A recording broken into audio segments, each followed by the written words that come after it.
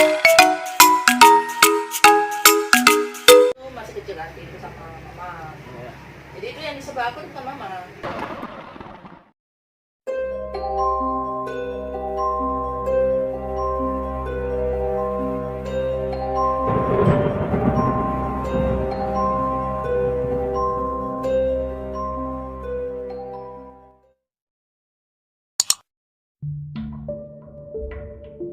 Selamat datang di Veros Channel.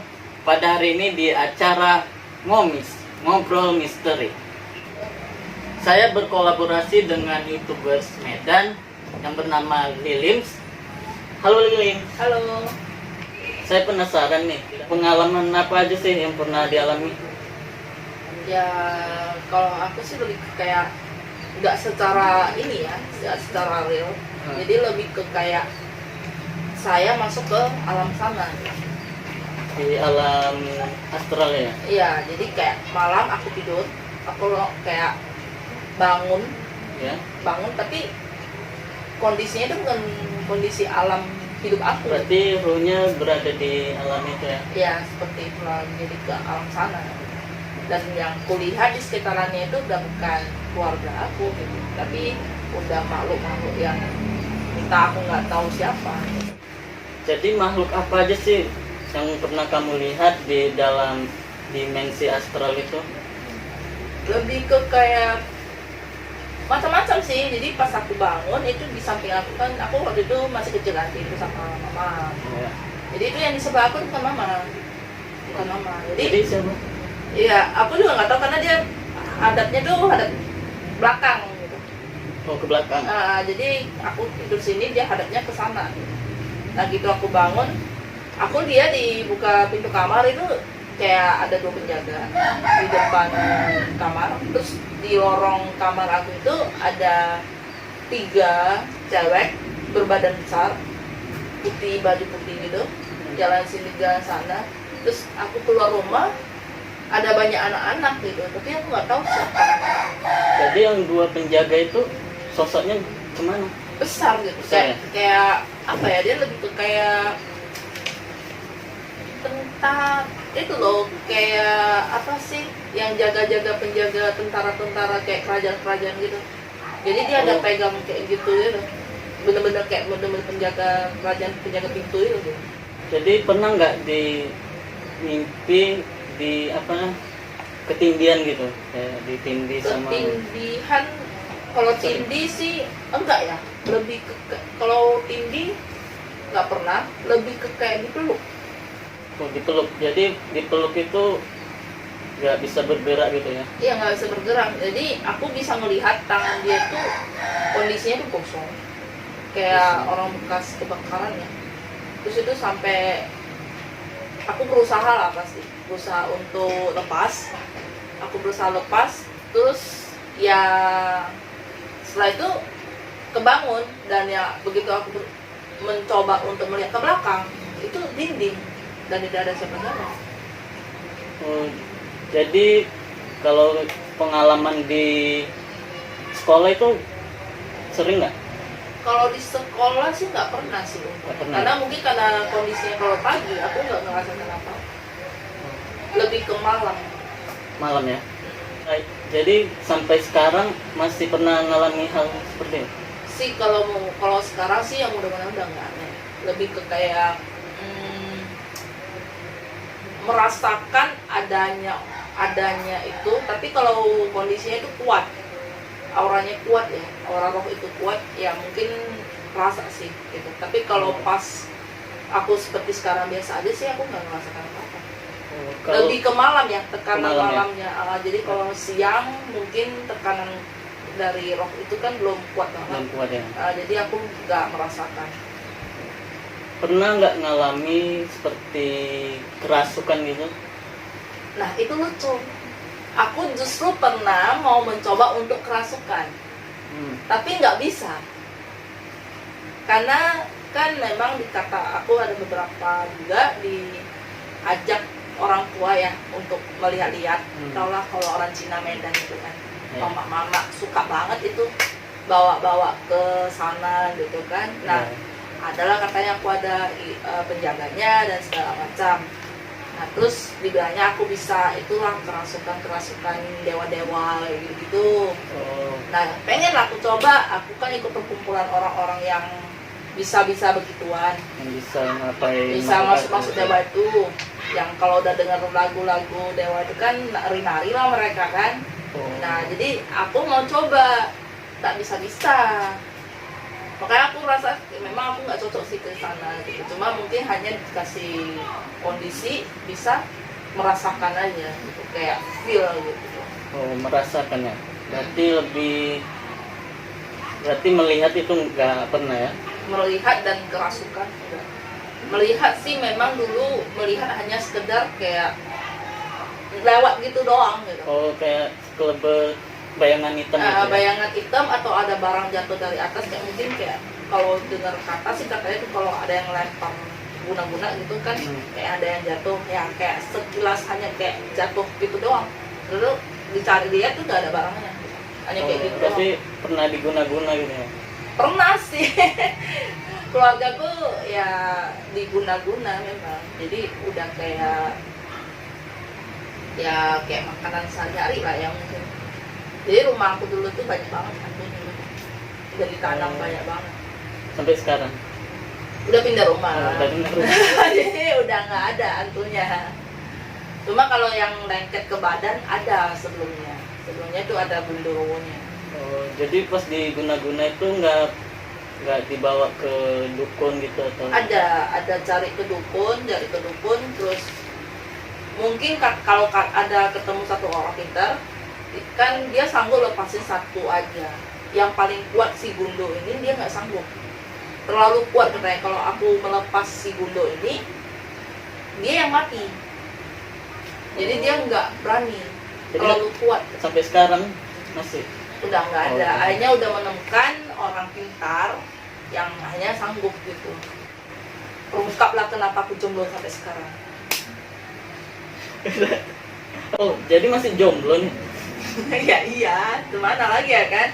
Ya memang udah dibersihkan, nanti proses lah.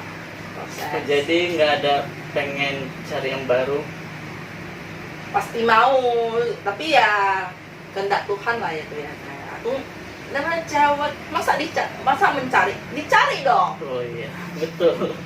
Ya. Jadi pas selama diguna-guna itu pernah alami hal ganjil apa aja sih? Selama ini kan dia Gundo ya, yang ikut. Jadi dia tuh kayak, kalau Gundo tuh kan istilahnya tuh mereka jadi kayak suami kita ya, kalau Gundo ya suami kita. Nah jadi tuh dia kalau aku punya pacar itu pasti akan diganggu. Berarti dia cemburu gitu? Ya dia kayak cemburu, jadi diganggu gitu. Tapi ada plus minusnya. Kalau minusnya memang aku jadi pacaran tuh gak awet. Pertama nggak awet, kedua jadi kayak asik mau ribut aja, nggak bisa damai sama pacarnya. Sama pacar. Tapi kalau positifnya jangan pula aku dendam. Jadi kayak aku kalau misalnya ada orang masalah sama aku, cari masalah sama aku, bikin aku marah, kesel, balasannya cepet. Balas. Jadi Gundo itu balas ke orang itu ya? Cepet dia. Kalau biasa orang kan tunggu karmanya lama ya. Iya. Kalau ini kayak aku tuh hanya mungkin melihat dalam waktu 1 bulan itu aku udah nampak hasilnya. Jadi pas ke dukun nih, pasti dia menerawang. Jadi kata dukunnya itu apa sih? Kalau si Gundo ini dia pintar. Dia kalau ada dukun itu dia kayak ada yang kadang dia ngumpet. Jadi serasa seperti nggak ada gitu. Jadi asal ditanya tuh katanya sih nggak ada gitu. Asal dibilang nggak ada gitu. Dia pintar sembunyi atau berwujud menjadi yang apa lain. Aja yang dia mau ya. Jadi kan pas diterawang nih sama si dukun ini. Jadi pasti guna-guna ini ada kiriman dari entah dari sahabat atau teman atau pacar, itu siapa? Kalau yang si Gundo ini sih dibilangnya sih dari orang tua saya sendiri. Dari orang tua ya? Ya karena kan orang tua aku single parent. Nah, jadi sama kayak ini. Jadi ya itu udah privasi orang tuaku sendiri gitu, jadi lebih ke kayak ya itu dari orang tua gitu, yang tidak terima keputusan untuk perceraian. Oh, berarti yang kena itu orang tua atau Yang kena itu sebenarnya ke mama, imbasnya ke aku. nurun gitu? Ya imbas gitu, karena Imbas. kan kebetulan namanya bundok ya. Hmm. Bundok kan kita cewek kan ya, jadi ya anaknya udah dewasa ya kena gitu. Jadi pengalaman selain itu ada lagi guna-gunanya? Ada dari ya mantan pacar sih. Mantan. Itu gimana tuh ceritanya? Kalau mantan pacar sih awalnya tuh cowok itu sebenarnya aku nggak suka. Jujur aja aku nggak suka sama dia. Bahkan aku ketemu aja sebenarnya gue nggak mau. Jadi cuma dia asik ngotot mau ketemu, Oh, mau jemput, mau ketemu, mau jemput. istilahnya kayak cinta kelapa gitu ya. Cinta kelapa itu kayak gimana? Orang itu suka sama Cici tapi cicinya bodoh amat gitu.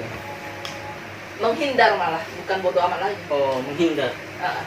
Cuma terus ya setelah itu dia namanya cowok ya, kalau namanya ngejar cewek ada aja akalnya kan. Iya, iya. Terus oke lah acara pertemuan sama teman sekelompok. Hmm. Tak taunya ternyata dia ada belajar ilmu Guna-guna kayak pelet gitu ya. nggak ngerti sih katanya dia sih dia turun ke harimau katanya gitu. Harimau apa? Harimau putih. Oh, cara guna-gunanya itu cuma tidak melalui foto atau mukul gini atau Mukul deh. mukul ya? Jadi dia waktu itu dia perkumpulan, aku nggak ngerti dia gimana, terus mungkin dia pakai tak apa, dia bikin badan aku tercengkram gitu. Terus dia bilang dia mau nolong aku. Oh, Disuruhnya aku pegang cincin dia, cincin batu. Ada kan kalau orang yang belajar itu kan cincin batunya oh ada. yang besar-besar ya? Nah, Kayak yang besar dukun. itu pernah aku lihat di cincinnya itu di dalamnya ada keris. Ada keris ya.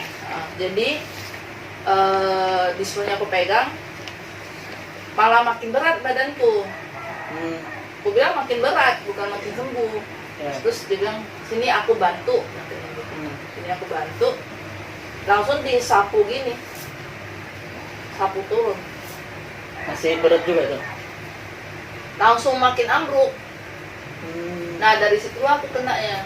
Dari situ aku mulai kayak nggak bisa kalau nggak ketemu dia, nggak bisa kalau nggak ngobrol sama dia, nggak bisa kalau nggak apalah. Pokoknya begitu dia panggil, dekat terus ya. pengen deket terus. Padahal di satu pikiran aku itu ya makin nggak mau sama dia, malah semakin diri aku tuh semakin mau cari dia gitu, makin nggak tenang, kayak ada perlawanannya. Semakin dicari gimana? Semakin aku mau hindar, semakin aku mau mencari dia. Oh.